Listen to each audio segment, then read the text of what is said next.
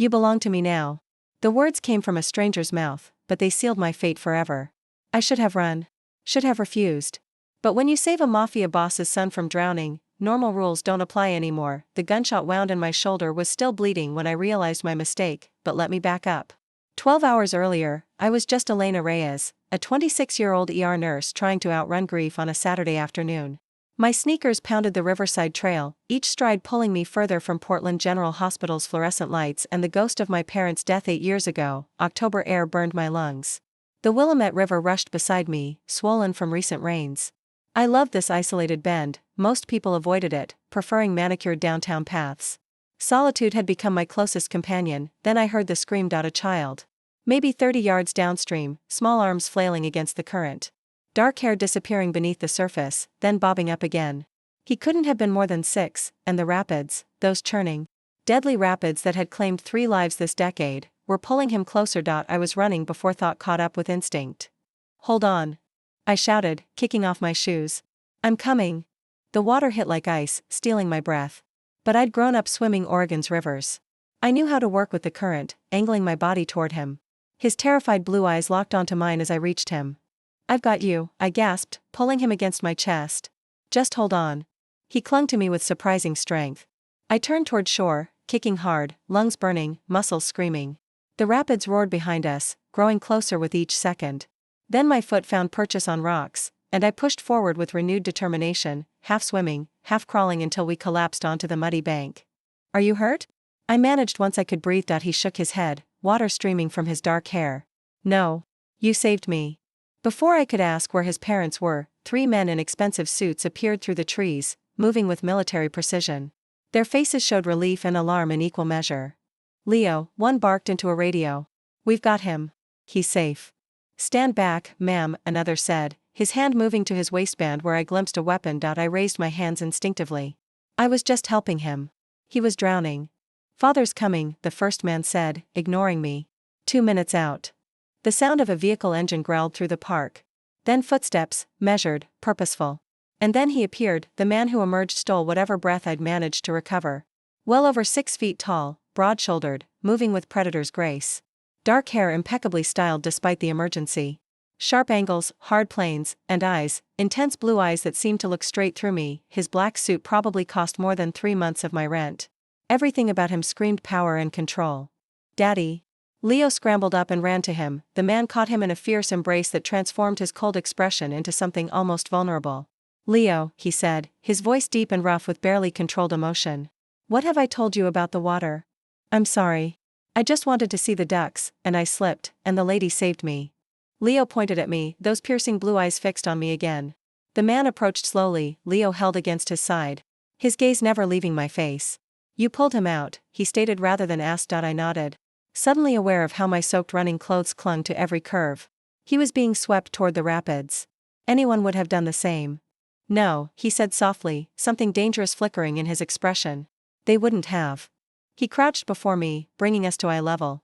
This close, I could see flecks of gray in his blue eyes, could smell expensive cologne mixed with something uniquely him. What's your name? Elena. Elena Reyes. Victor Callahan. He offered his hand. When I took it, warmth flooded through me despite my wet clothes. His grip was firm, his palm surprisingly calloused. You saved my son's life, Miss Reyes. That creates a debt. Something about the way he said debt made my pulse quicken. I don't want any reward, I said quickly. Withdrawing my hand, though part of me wanted to keep holding on. I'm just glad he's okay. Victor's eyes narrowed slightly. One of his men appeared with a tablet. Victor's jaw tightened as he read, then looked back at me with renewed intensity. Elena Reyes. Nurse at Portland General. 26 years old. Lives alone in the Pearl District. He tilted his head. No family.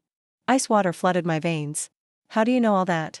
I know everything that concerns the safety of my son. His expression softened fractionally. Don't be alarmed. I'm simply thorough. Simply thorough. Right. Because normal people had background checks run within minutes. Can Elena come for dinner, please? Leo tugged his father's sleeve. I want to thank her properly.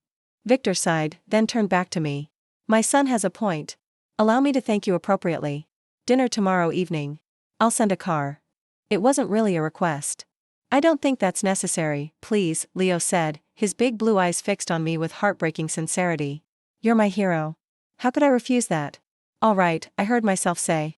Dinner tomorrow. Victor's lips curved in what might have been a smile. Excellent. 7 o'clock. He leaned closer, his voice dropping to a tone that sent shivers down my spine. You saved what I value most in this world. That means you belong to me now, whether you realize it yet or not. Before I could process that alarming statement, he stood, lifting Leo effortlessly. James will take down your address. The car will arrive at 6:30. He walked away without waiting for my response, his security team falling into formation like a well-trained unit. I watched them disappear, my mind spinning. What had I just agreed to? One of the suited men remained behind, handing me a business card with nothing but a phone number embossed in gold. If you need anything before tomorrow, Miss Reyes. Anything at all. Then he was gone, and I sat alone on the riverbank, soaked and shivering, holding a mysterious business card and wondering how saving a drowning child had just complicated my carefully ordered life. One thought kept circling through my mind. Victor Callahan's eyes when he said I belonged to him now, and the traitorous part of me that hadn't entirely hated hearing those words. At precisely 6:30 Sunday evening, a sleek black Mercedes waited at my curb. I'd agonized over my wardrobe, finally settling on a simple navy dress I saved for hospital charity events. The driver greeted me with professional courtesy. Mr. Callahan is looking forward to seeing you again. 20 minutes later, we arrived at Bellissimo, an Italian restaurant I'd only read about in lifestyle magazines. Victor waited in the lobby, devastatingly handsome in a charcoal suit. When his blue eyes met mine, something flickered that made my breath catch. Elena, he said, my name sounding intimate on his lips. You look beautiful. He offered his arm. After a moment's hesitation, I took it, feeling his muscles flex beneath the expensive fabric. The restaurant's interior took my breath away, soft lighting, elegant decor, panoramic city views. But what struck me most was the complete absence of other diners. Did we arrive too early? I asked. I reserved the restaurant for the evening. Victor's lips curved slightly. Privacy is important to me. Reserved the entire restaurant. Of course he had, his hand settled on the small of my back as he steered me toward a table by the windows. Several men in dark suits stood positioned around the perimeter. My security team, Victor explained, following my gaze. I have enemies who watch constantly, especially in public venues. They look for weaknesses, vulnerabilities. His eyes locked on mine. I can't afford to let my guard down. What kind of business are you in? Import, export, real estate, various investments. His expression gave nothing away. Boring corporate matters. Somehow I doubted anything about Victor Callahan was boring.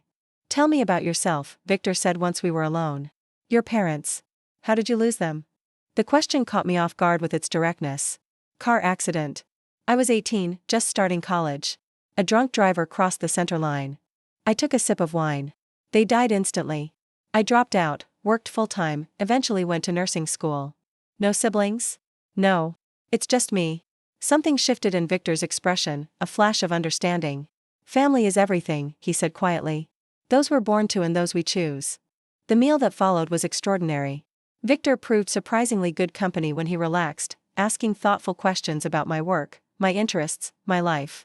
He listened with an intensity that made me feel like the only person in his world. You care deeply about people, he observed. Even strangers. That's rare. Isn't it normal to care about others? In my experience, most people only care about themselves. He refilled my wine glass, his fingers brushing mine deliberately. You jumped into a dangerous river without hesitation. That makes you exceptional. Or impulsive, I countered. Brave, he corrected firmly. He pulled a folded paper from his jacket pocket. Leo hasn't stopped talking about you. He drew you a picture. I opened it to find a child's crayon drawing of a woman with brown hair saving a stick figure from blue waves. Thank you, Elena, was written across the top in uneven letters. My throat tightened. He's a sweet boy. He is. Victor's expression softened. He's been through a lot for someone so young. Lost his mother 3 years ago. He doesn't trust easily anymore. I'm sorry, I said softly. How did she die? Car bomb meant for me. His voice went flat, emotionless. Wrong place, wrong time. She paid the price for my mistakes. The casual mention of a car bomb sent ice through my veins. Before I could process that, the elevator doors opened. A small figure burst out, racing toward our table with a beaming smile. Elena. Leo launched himself at me, wrapping his arms around my neck. I hugged him instinctively. Leo, what are you doing here? I escaped, he declared proudly, then looked sheepish at his father. Sorry, Daddy. I wanted to see Elena. Victor's jaw tightened, but he didn't look angry. A harried-looking woman in a nanny's uniform appeared, out of breath. "Mr. Callahan, I'm so sorry. He was supposed to be asleep, it's all right, Marie." Victor's tone held no accusation. "Take him home. I'll deal with this later." "Can I stay?" Leo pleaded. "Just for a little bit?" Victor looked at me, making it my choice. "Maybe just for a few minutes," I suggested. Leo's smile was worth the disruption. He chattered excitedly about his day, occasionally pulling me by the hand to see something through the windows. Victor watched us together, his expression unreadable but intense. When Marie finally collected Leo, he hugged me again. "Will I see you soon?" "I hope so," I said honestly. After they left, Victor remained silent for a long moment. "He's attached to you already." "That concerns me." "Why?" "Because attachment means vulnerability. And in my world, vulnerability gets people killed." He stood abruptly. "Come. Let me show you something." He led me to the elevator. We went up to the roof. Portland spread out below us, lights twinkling against darkness. "My wife wore her seatbelt," he said quietly. "She did everything right. But when that bomb detonated, the car flipped 3 times. She died before the ambulance arrived." His voice cracked. "I held her, covered in her blood, and I couldn't do anything." I moved closer, drawn by the raw pain in his voice. "That wasn't your fault. Wasn't it?" He turned to face me. "I built an empire on dangerous ground. She knew what I was, what I did. She accepted it, and it killed her." "What exactly do you do, Victor?" He studied me for a long moment, then stepped closer, backing me gently against the railing. His hands came to rest on either side of me, caging me in. "Things that would frighten you if you knew the details." His hand came up to cup my cheek. "But everything I do to protect what's mine." "And what's yours?" I whispered. "Leo. My business. My territory." His thumb traced my lower lip. "And as of yesterday, apparently you. You can't just claim ownership of a person." "Can't I?" His face lowered toward mine. "You saved my son. That created a bond. And now Leo loves you, which means I need to keep you safe." "I don't need protection." "Everyone needs protection, Elena. Especially from the darkness in this world." His breath was warm against my lips. "Especially from me." He was going to kiss me. Every nerve in my body screamed for it. But at the last second, he pulled back. "I should take you home," he said, his voice rough. The drive back passed in charged silence. When we arrived, Victor walked me to my door. "Thank you for tonight," I managed. "This isn't over," he said, his intensity pinning me in place. "I'll see you again soon, Elena Reyes." He waited until I was safely inside before leaving. I leaned against my closed door, heart racing. Who was Victor Callahan really? And why did the warning in his words only make me want to know more? Tuesday afternoon, I left Portland General after a rare day shift. My phone buzzed, Sophia calling for the 3rd time. "Finally," she said when I answered. "You've been avoiding my calls. Spill everything about this mysterious dinner." "It was just dinner, with a man who sends Mercedes and reserves entire restaurants? That's not nothing." I laughed. "It's complicated." "Complicated how? Is he married? Criminal? Both?" The word criminal hung uncomfortably in the air. "I'll explain later. I'm exhausted." I ended the call as I reached my car. The parking garage was nearly empty at 7 p.m. My footsteps echoed off concrete, then I heard other footsteps. Multiple sets, moving too quickly. I turned just as 3 men emerged from behind a support pillar. They wore dark clothes, their faces hard and unfriendly. One held something that looked sickeningly like a gun. "Elena Reyes," the tallest one said. It wasn't a question. My heart slammed against my ribs. "Who are you?" "Doesn't matter. You're coming with us." He moved forward, reaching for my arm. Instinct kicked in. I swung my purse at his face and ran. I made it maybe 10 feet before strong hands grabbed me from behind. I screamed, fighting with everything I had. "Shut up," someone growled. A hand clamped over my mouth. I bit down hard, tasting blood. The man cursed and backhanded me. Pain exploded across my cheek, then suddenly, everything changed. A black SUV screeched into the garage, tires screaming. Doors flew open. Men poured out, moving with lethal precision, and at the center was Victor. His face had transformed into something terrifying. "Let her go," he said. His voice deadly calm. What happened next was brutal and efficient. Victor moved like violence personified. Every strike calculated, devastating. Within seconds, 2 attackers were on the ground, the 3rd pulled his gun and Victor was faster. He twisted the weapon away, then slammed the man against a concrete pillar hard enough to crack bone. "Who sent you?" Victor demanded, his forearm pressed against the man's throat. The man spat at him. "Go to hell, Callahan." Victor's expression didn't change, but something in his eyes went cold. "Wrong answer." The sound of the gunshot made me flinch. The man dropped, a red stain spreading across his chest. Victor let him fall without a flicker of emotion, then turned to me. The dangerous predator vanished, replaced by concern. Elena, are you hurt? I couldn't speak. Couldn't process what I'd just witnessed. Victor had killed a man right in front of me, without hesitation, without remorse. Elena. He reached for me, and I flinched back. Pain flashed across his face before his expression went carefully blank. We need to leave now. More could be coming. James appeared at his side. Sir, we should move her to the safe house. The mansion, Victor corrected. I want her where I can protect her personally. I need to go home, I finally managed, my voice shaking. Your home isn't safe anymore. Victor's tone left no room for argument. Those men knew your name, knew where you'd be. Someone's been watching you because of me. The weight of that sank in. What? They saw you with me at the restaurant. My enemies are always looking for leverage. His jaw tightened. I should have anticipated this. You just killed someone. Yes. No apology, no justification. Just stark honesty. And I'll kill anyone else who tries to hurt you. He guided me toward the SUV. I was too shocked to resist. We arrived at a massive estate on the outskirts of Portland. The mansion sprawled across manicured grounds, surrounded by high walls and obvious security. Armed men patrolled the perimeter. Inside was even more impressive, marble floors. Expensive art, furniture that probably cost more than my yearly salary. This way, Victor said, leading me up a sweeping staircase to a guest suite larger than my entire apartment. I can't stay here, I protested weakly. You can? And you will, until we eliminate the threat. He moved to a closet, returning with a first aid kit. Sit. I perched on the edge of the enormous bed. Victor knelt before me, his touch surprisingly gentle as he examined the bruise on my face. Does it hurt? He asked quietly. A little. I'm sorry.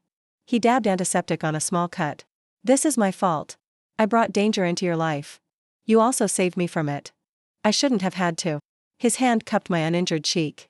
You jumped into a river to save my son. You didn't deserve this. Victor, what exactly do you do? Don't tell me import and export. He was quiet for a long moment. I control territory.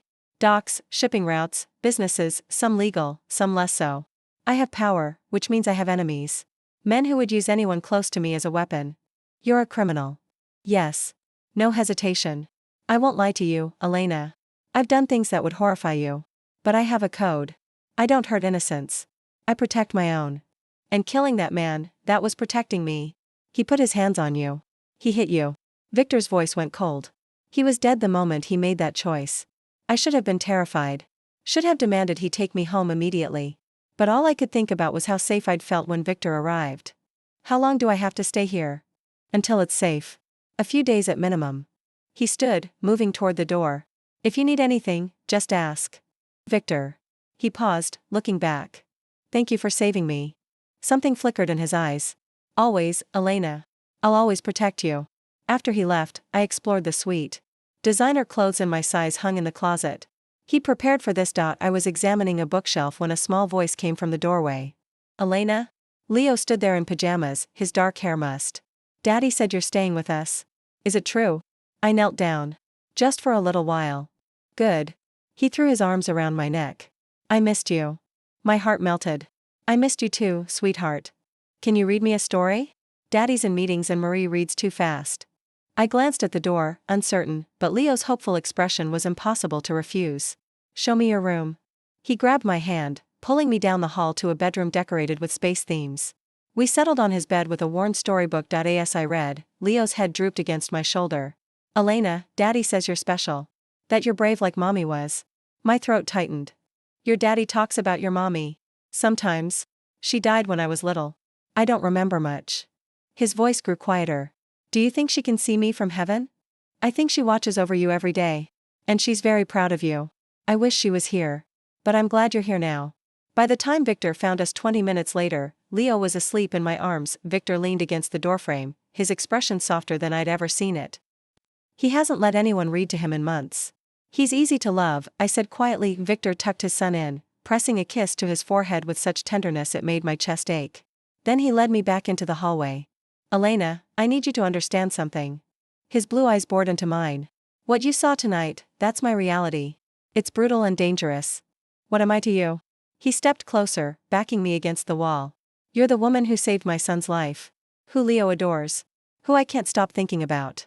His hand traced the bruise on my cheek. You're someone I'll burn the entire city down to protect. That should scare me. Should it? His face lowered toward mine. Are you scared, Elena? I should have said yes. But all I felt was desire.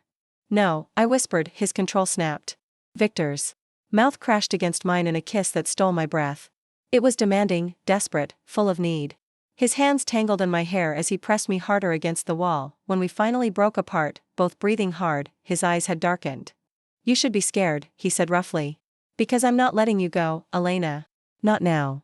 And God help me, I didn't want him to. Friday morning, I woke to sunlight streaming through unfamiliar windows. 3 days had passed since the parking garage. 3 days of living in Victor's world. He'd been avoiding me. Leaving early, returning late. When our paths did cross, the air between us crackled with unspoken tension. I found Leo in the kitchen with Marie, eating dinosaur-shaped pancakes. His face lit up when he saw me. Elena, look. A T-Rex. After breakfast, I'd had enough. I navigated the mansion's corridors until I found Victor's office. He stood behind a massive desk, phone pressed to his ear. I don't care about his excuses. Handle it or I will. He ended the call, then seemed to sense my presence. His eyes found mine. Elena. Do you need something? Yes. An explanation. I stepped inside, closing the door. You've been avoiding me. I've been busy. Liar. I crossed my arms. You kissed me, Victor. Then you disappeared. If you regret it, just say so. He was around the desk in 3 strides. Regret it? That kiss is all I can think about. It's why I'm avoiding you. That makes no sense. Doesn't it? His hand cupped my face. You don't belong in this world. You're good, kind, everything I'm not. You should be as far from me as possible. Shouldn't I get to decide that? Not when deciding wrong could get you killed. What I deserve is the truth. Stop making decisions for me. I held his gaze. I'm terrified of what I saw, of what you did. But I'm more terrified of this feeling inside me when I look at you. So tell me honestly, what do you want? You. The word came out raw, honest. I want you so badly it's destroying my control. Then stop pushing me away. Victor's restraint snapped. He pulled me against him, his mouth claiming mine with desperate intensity. This kiss was different, slower, but somehow more consuming. A knock on the door made us spring apart. James entered, his expression carefully neutral. Sir, the shipment issue has been resolved. Also, Leo is asking for Elena. Something about a fort. After James left, Victor caught my hand. Tonight. Have dinner with me. Just us. All right, I agreed, my heart racing. That evening, I found a dress laid out on my bed, emerald green silk. A note read, wear this. 7 p.m. The garden. At precisely 7, I made my way downstairs. The mansion's back garden had been transformed. String lights hung between trees. A small table sat in the center, set for 2 with candles and roses. Victor waited beside it, devastating in a dark suit. When he saw me, something heated flashed in his eyes. You're beautiful. Dinner was exquisite. We talked about everything, my dreams, his fears, childhood memories, both painful and sweet. Tell me about your wife, I said gently. Not how she died. Who she was. Victor was quiet. Catherine was kind, patient. She knew what I was when she married me. Accepted it. His expression grew distant. I tried for her, for Leo. But you can't escape what you are. Do you still love her? I'll always love her memory. But what I felt for her and what I feel for you are completely different. He reached across the table. Catherine was safe, comfortable.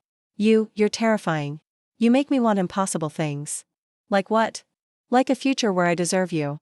His grip tightened. Like being a better man. You already are better than you think. I've killed people, Elena. More than I can count. Did they deserve it? He met my eyes. Every single one. I don't kill innocents. That's my line. I believed him. Then that's enough for me. He stood, pulling me into his lap. Promise me something. What? If this life becomes too much, if you want out, you'll tell me. You won't just disappear. I promise. I kissed him softly. But I'm not going anywhere. Stubborn woman. You love it. I love you. The words hung between us, shocking us both. I love you, he repeated, more certain. I've known since the moment I saw you holding Leo, soaking wet and defiant. My throat tightened. I love you too. His kiss was tender, full of promise. When he finally pulled back, his eyes were suspiciously bright. Come with me. I want to show you something. He led me upstairs to his bedroom. From a dresser drawer, he pulled out a velvet box containing an antique necklace, emeralds and pearls in delicate gold filigree. This was my grandmother's, Victor explained. She wore it when she married my grandfather in Ireland. My mother wore it. Catherine wore it. He lifted it carefully. In my family, when a man chooses his partner, he gives her this. My breath caught. I'm not asking you to marry me. Not yet. He turned me gently, fastening the necklace around my throat. But I'm asking you to be mine completely. To trust me to protect you. To let Leo love you. To build something real with me despite the darkness. I met his eyes in the mirror. Yes. I'm yours. The kiss that followed was incendiary. Victor walked me backward until my legs hit the bed. We fell together, hands exploring, hearts racing. Tell me to stop, he said roughly, his control hanging by a thread. Don't stop, I whispered. Don't ever stop. Victor made love to me with reverence and passion, his touch both gentle and demanding. When we finally came together, it felt like something fundamental shifted, like we'd sealed something unbreakable between us. Afterward, we lay tangled in his sheets, the necklace still warm against my skin. Stay, he murmured. Not just tonight. Stay with us, with me and Leo. Make this your home. Are you sure? I've never been more sure of anything. His arms tightened. You saved us, Elena. In more ways than one. Now let me keep you safe. Let me love you. Okay, I whispered. I'll stay. Monday morning arrived with deceptive tranquility. I woke wrapped in Victor's arms, the emerald necklace still resting against my collarbone. Then Victor's phone shattered the peace. He answered instantly, his voice alert. What is it? I watched his expression harden as he listened. I have to attend a charity gala tonight, he said after ending the call. It's been scheduled for months. My absence would raise questions I can't afford. We'll be fine, I assured him. You have an entire security team here. He pulled me close. I'm leaving Tommy in charge. 6 men total. Nothing will happen to you. The day passed quietly. Leo and I built a cardboard spaceship in the living room, his imagination running wild with alien stories. Around 8 p.m., Leo started yawning. I carried him upstairs for his bath, reading him 2 stories before tucking him into bed. Elena, he said sleepily. You're not going to leave, are you? Like Mommy did? My heart clenched. No, sweetheart. I'm staying right here. Promise? I promise. I kissed his forehead. Now sleep. I'll be right down the hall. He was asleep within minutes. I headed back downstairs. I never made it. The lights went out suddenly, plunging the mansion into darkness. Then the fire alarm started shrieking. Tommy appeared with a flashlight. Miss Reyes, we need to evacuate. Electrical fire in the basement. Come with me. Something felt wrong, but the alarm was deafening. I let Tommy guide me toward the side entrance, my thoughts on Leo. Wait, Leo. I'll get him, Tommy said. You go outside now. 2 other guards appeared, ushering me firmly toward the door. The moment I stepped outside into the garden, I knew I'd made a terrible mistake. The men flanking me weren't Victor's usual guards. And Tommy had vanished back inside, but not toward Leo's room. No. I breathed, trying to turn back. Strong hands grabbed my arms. Quiet, or the kid gets hurt. Terror flooded through me. They had Leo. I was shoved into a dark van just as Tommy emerged from the mansion, Leo drugged and unconscious in his arms. Seeing him like that, so small and vulnerable, shattered something inside me. You bastard, I spat at Tommy. Victor trusted you. Tommy's expression remained neutral. Nothing personal. Just business. The drive felt eternal. We ended up at a warehouse near the docks. They dragged me out roughly, Leo still unconscious in Tommy's arms. Inside, a man waited. Older, 50s maybe, with cold eyes and a cruel smile. Miss Reyes, he said pleasantly. I'm Vincent Moretti. You're going to help me have a conversation with Victor Callahan. He'll kill you for this, I said, steadier than I felt. Perhaps. But first he'll give me what I want, full control of his dock operations. Moretti gestured, and Tommy laid Leo on a nearby couch. The boy is sedated, not harmed. But Callahan needs to understand I'm serious. My phone rang. Moretti answered it, putting it on speaker. Elena. Victor's voice was frantic. Are you hurt? Is Leo hurt? We're okay, I called out. Victor, don't. Moretti pulled the phone away. Callahan, you know what I want. Sign over your dock operations and you get them back. Refuse, and accidents happen. The silence that followed was terrifying. When Victor spoke again, his voice was utterly empty. You made a mistake, Moretti. A fatal one. Big words for a man whose family I'm holding. 20 minutes. Warehouse 6. Come alone. The call ended. Moretti looked annoyed but not worried. Tommy, prepare the men. We'll be ready for whatever he tries. I moved closer to Leo, checking his pulse. It was steady but slow. Too slow. He needs a hospital, I said sharply. You gave him too much. He'll wake up, Moretti said dismissively. No, he won't. Not without medical intervention. Fear made my voice sharp. I'm a nurse. I know what sedative overdose looks like. If he dies, Victor won't just kill you. He'll make you beg for death. To be continued. Comment below for part 2.